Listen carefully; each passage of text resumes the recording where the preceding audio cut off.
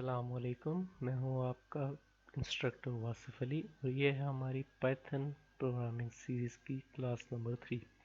इसमें हम कुछ मेन टॉपिक्स को डिस्कस करेंगे आज, लाइक वेरिएबल्स, कमेंट्स और पाइथन का सिंटैक्स और जनरली सिंटैक्स होता क्या है for those who are complete beginners.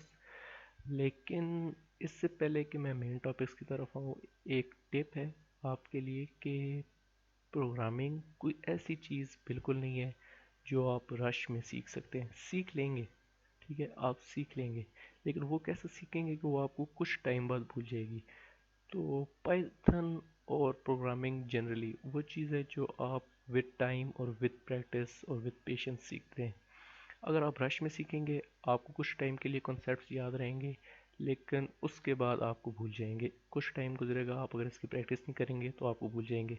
लेकिन आप अगर रोज़ाना या 2 दिन के लिए या लेस से बहुत भी हो गया तो 3 दिन के लिए आप सिर्फ एक या दो टॉपिक्स को लेके उनकी मुस्तकिल प्रैक्टिस करते हैं, ठीक है, मुख्तलिफ एप्लीकेशंस में उसको अप्लाई करते हैं, आप अपनी क्रिएटिव सोच को यूज़ करके उनको अप्लाई करते हैं, तो उससे क्या होगा कि वो आपके लेसे सब कॉन्शियसनेस में बैठ जाएंगे। आपको उनका मेन मकसद समझ आ जाएगा, आपको पता लग जाएगा कि उनको यूज़ क्या करना है और उन कंसेप्ट्स का या उन टॉपिक्स का पर्पस क्या है प्रोग्रामिंग में। मोस्टली क्या होता है कि प्रोग्रामिंग लैंग्वेजेस जितनी भी हैं उनमें एक ही स्टैंडर्डाइज्ड कंसेप्ट्स यूज़ होते हैं। फॉर एग्जांपल लूप्स हो गए या कंडीशनल्स हो गए, वेरिएबल्स, ये आपको आगे जाके समझ आएगा कि मैं क्या कह रहा हूँ। लेकिन जितनी भी प्रोग्रामिंग लैंग्वेज है, जावा स्क्रिप्ट, जावा, सी प्लस प्लस, जितनी भी mostly object oriented programming language है, उनमें सब में एक ही टाइप का फ्लो यूज़ होता है। कॉन्सेप्ट्स मेजरली सेम होते हैं, जस्ट जो डिफरेंस होता है वो सिंटेक्स का होता है और थोड़ा सा मोटा मोटा कॉन्सेप्ट्स का। तो कहने का मकसद ये है कि अगर आपने प्रोग्रामिंग को अच्छे से सीखना है तो आप इसको रश में बिल्कुल ना सीखें, बल्कि बिल्कुल काम होके पेशेंस के साथ सीखें।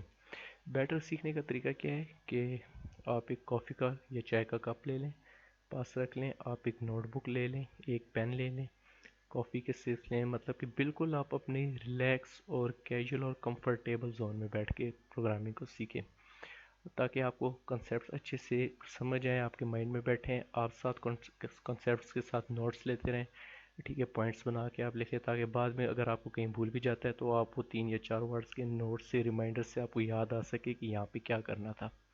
ठीक है, तो ये जस्ट एक टिप थी, फॉलो करें तो बेस्ट, ना करें तो भी आपकी मर्ज़ी। तो अब चलिए शुरू करते हैं हम अपने टॉपिक्स। तो सबसे पहले आपने क्या करना है कि आपने एक न्यू फाइल बनानी है, पाइथन फाइल। यहाँ इस आइकन पे आपने क्लिक करना है। बाय द वे ये हमारा वीएस कोड है, visual studio code bye Microsoft code editor. आप अगर कोई भी और यूज़ कर रहे हैं तो नो प्रॉब्लम, बट मैं ये रिकमेंड करूँगा क्योंकि इससे आपके लिए ईजीनेस रहेगी। जो इसकी थोड़ी बहुत फंक्शनैलिटी है आप यहाँ से फॉलो कर सकते हैं वीडियो से। अगर आपको नहीं पता कि पाइथन को कैसे इंस्टॉल और सेटअप करना है और वी एस कोड को कैसे इंस्टॉल और सेटअप करना है और कुछ इसके जो एक्स्ट्रा प्लगइन्स है, तो मैं यहाँ ऊपर एक रिकमेंडेशन में वीडियो डाल दूँगा, आप वो वीडियो देखें, उसको फॉलो करें तो आप कर लेंगे। अच्छा, तो सबसे पहले हम अपनी न्यू फाइल बनाते हैं सेकंड पर क्लिक करके। फाइल को आप कोई भी नेम दे सकते हैं, फॉर एग्जांपल मैं कहता हूँ ऐप, और इसके बाद डॉट के बाद आप लगाएंगे पाइथन की एक्सटेंशन। ठीक है, एक्सटेंशन क्या होता है? एक्सटेंशन कंप्यूटर को बताता है कि ये फाइल किस टाइप की है और इसको कैसे हैंडल करना है। क्योंकि हम एक पाइथन प्रोग्राम की फाइल बना रहे हैं तो हम एक्सटेंशन डालेंगे पाइथन की dot P Y. P Y मतलब पाइथन, और ये कंप्यूटर को बताएगा कि ये एक पाइथन प्रोग्राम फाइल है। तो इंटर प्रेस करें, ये हमारी एक पाइथन फाइल बन गई। अब सबसे पहले जो हम कंसेप्ट को क्लियर करते हैं वो है सिंटैक्स। सिंटैक्स क्या होता है?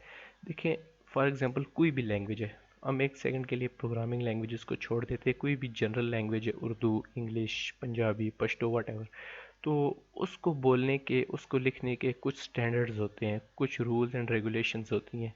सही है, तो इसी तरह हमारा प्रोग्रामिंग लैंग्वेजेस में भी होता है कि हम जब भी कोई प्रोग्रामिंग लैंग्वेज लिखते हैं तो उसके कोई यूनिक और स्पेसिफिक रूल्स होते हैं।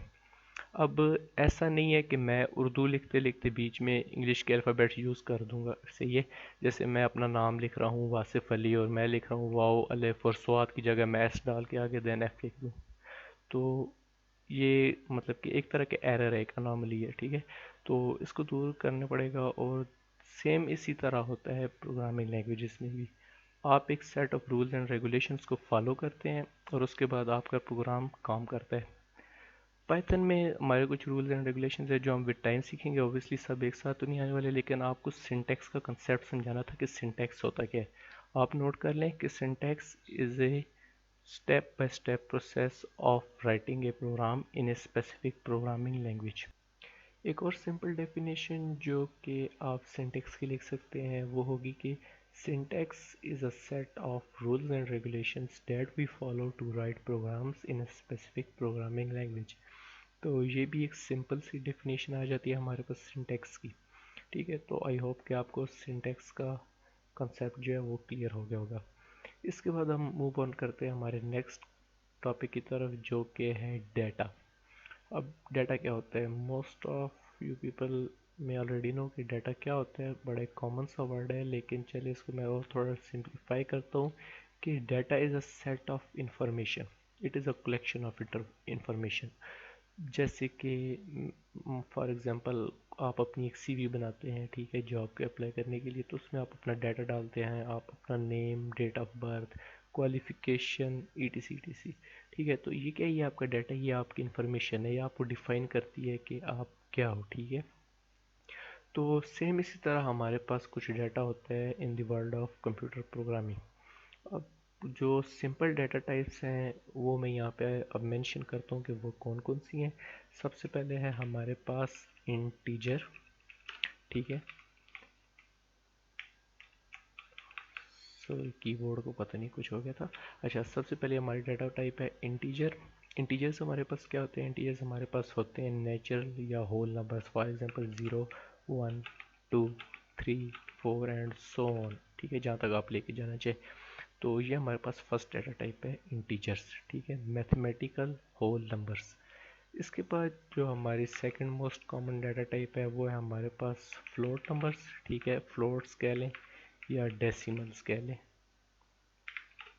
ठीक है, 0.1, 2, 3.14 वट एवर, जिसमें भी डेसिमल पॉइंट आ जाए वो हमारे पास फ्लोट्स या डेसिमल्स डाटा टाइप होती है। इसके बाद हमारे पास आ जाते हैं स्ट्रिंग्स। स्ट्रिंग्स हमारे पास क्या होती हैं?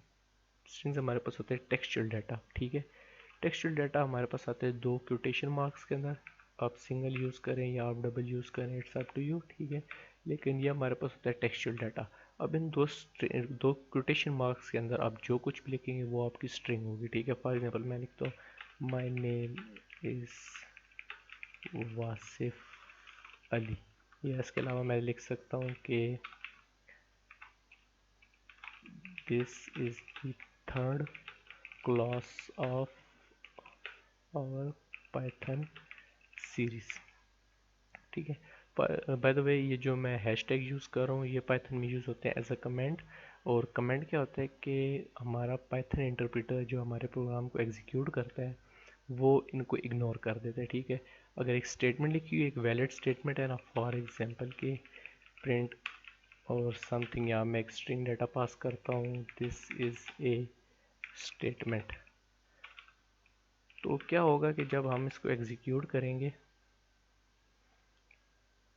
सॉरी मैंने इसको सेव नहीं किया, जब हम इसको एग्जीक्यूट करेंगे तो हमारे पास ये इसका रिज़ल्ट आ जाएगा, इसका आउटपुट आ जाएगा। आउटपुट क्या होगा कि हम प्रोग्राम के थ्रू कंप्यूटर को बता रहे हैं कि ये जो string data, textual data pass किया गया है प्रिंट फंक्शन को, इसको आप प्रिंट कर दें, डिस्प्ले करवा दें। तो ये हमारे पास यहाँ एग्जीक्यूट हो गए, डिस्प्ले हो गए। लेकिन ये जो कुछ भी मैंने ऊपर लिखा है इसको इंटरप्रेटर ने कम्प्लीटली इग्नोर कर दी। क्यों? क्योंकि ये कमेंट्स हैं। कमेंट्स किसी भी प्रोग्रामिंग लैंग्वेज में इग्नोर होते हैं। वो जस्ट आपके पर्सनल यूज़ के लिए या पर्सनल रिमाइंडर्स के लिए, जिसके लिए भी आप कह लें, आप यूज़ करते हैं, लेकिन इंटरप्रेटर इसको कम्प्लीटली इग्नोर कर देता है। ठीक है, तो इसको फॉर एग्जांपल लेस से अनादि के लिए मिटा देता हूँ। अब एक और बात आपने नोट की होगी कि यहाँ स्ट्रिंग डाटा के अंदर मैंने एक इंटीजर भी यूज़ किया है, थर्ड। लेकिन क्योंकि ये क्वोटेशन मार्क्स के अंदर है इसलिए it is not an integer anymore. ठीक है, यहाँ पे आप इंटीजर यूज़ करें या डेसिमल पॉइंट्स यूज़ करें, जब ये क्वोटेशन मार्क्स के अंदर आ जाता है तो अब ये एक टेक्सचुअल डाटा है। ठीक है ना, आप अगर करें ना प्रिंट 3+3, ठीक है, आप 3+3 पे एक अर्थमेटिक ऑपरेशन लगा रहे हैं क्या? मतलब कि एक हमारे पास डाटा है 3 का, एक इंटीजरल डाटा है, उस पर आपने अर्थमेटिक ऑपरेशन लगाया प्लस और उसको एक और 3 के साथ ऐड कर दिया। अब जब आप इसको एग्जीक्यूट करेंगे तो हमारे पास आंसर आ जाएगा 6, ठीक है, जो कि एक वैलिड आंसर है। लेकिन क्योंकि ये इंटीग्रल डाटा टाइप था इसलिए ये ऐड हो गया। अब अगर मैं इसको एक स्ट्रिंग में चेंज कर देता हूँ और अब अगर इसको मैं रन करता हूँ तो देखिए हमारे पास आंसर क्या आ रहा है, 33। अब ये दो टेक्सचुअल डेटास को एक साथ लिख रहा है, ठीक है। अब इसको एज ए इंटीजर नहीं डील कर रहा, तो ये हमारे पास डेटा टाइप्स में थोड़ा फ़र्क होता है। तो इसलिए मैंने ये इसको एक्सप्लेन कर दिया ताकि आप कंफ्यूज ना हो कि हम क्योटेशन मार्क्स के अंदर कुछ भी लिखते हैं वो एज अ टेक्सचुअल डाटा ही उसको डील करेगा हमारा कंपाइलर, सॉरी इंटरप्रेटर, और एज अ टेक्स्ट डाटा उसको लेगा। अगर इंटीजर लिखना है तो उसके लिए कोटेशन मार्क्स नहीं डालने पड़ेंगे, just 3 and 3 here as well, so again we get the 6। तो ये आपको समझ आ गया कि शायद कि टेक्सचुअल डाटा और इंटीग्रल डाटा में क्या फ़र्क है। अब एक और हमारे पास इंपॉर्टेंट डाटा टाइप होती है जिसको हम कहते हैं बूलियन। बूलियन हमारे पास या हो सकती है ट्रू या फॉल्स, नथिंग एल्स, ठीक है। ये हमारे पास दोनों में से एक सकती है, या ट्रू हो सकती है या फॉल्स हो सकती है। ट्रू भी हमारे पास कंडीशनल में यूज़ होती है, फॉल्स भी कंडीशनल्स में यूज़ होती है, जो कि हम आगे देखेंगे। लेकिन अभी के लिए इसको आप एक साइड पे रखते हैं, अभी के लिए इतनी इंपॉर्टेंट नहीं है। अभी के लिए जो आपका आज का इम्पोर्टेंट टॉपिक है वो है इंटीजर्स, फ्लोट्स और डेसिमल्स और स्ट्रिंग्स, ठीक है। आप इनको नोट डाउन कर लें कि इंटीजर्स क्या होते हैं। इंटीजर्स हमारे पास होल नंबर होते हैं, नेचुरल नंबर 0 1 2 3 4 विदाउट ए डेसिमल पॉइंट। फ्लोट्स हमारे पास क्या होते हैं, फ्लोट्स हमारे पास वो नंबर्स होते हैं, डिजिट्स होते हैं जिनमें एक डेसिमल या फ्लोटिंग पॉइंट आ जाए। स्ट्रिंग्स, स्ट्रिंग्स हमारे पास टेक्सचुअल डाटा होता है, ठीक है, जो कि कोटेशन मार्क्स के अंदर हम लिखते हैं। और आज के लिए एक कह लें कि एक एक्स्ट्रा चीज़ हमारे पास है, प्रिंट फंक्शन, ठीक है। फंक्शन को हम कैसे लिखते हैं कि फंक्शन का नेम, फॉर एग्जांपल प्रिंट, उसके बाद पैरेंथेसिस, और यहाँ पे आप अपनी वैल्यू पास कर देते हैं। फॉर एग्जांपल मैं एक स्ट्रिंग ही पास कर देता हूँ कि हेलो वर्ल्ड। प्रिंट फंक्शन क्या करता है कि जो भी मतलब कि हम डाटा पास करते हैं इसकी पैरेंथेसिस के दरमियान में, वो टेक्सचुअल हो सकता है या वो इंटीग्रल हो सकता है, जो भी डाटा टाइप है ये उसको जस्ट डिस्प्ले करवा देगा नीचे कंसोल में, ठीक है। तो ये हमारे पास लिखा आ गया हेलो वर्ल्ड।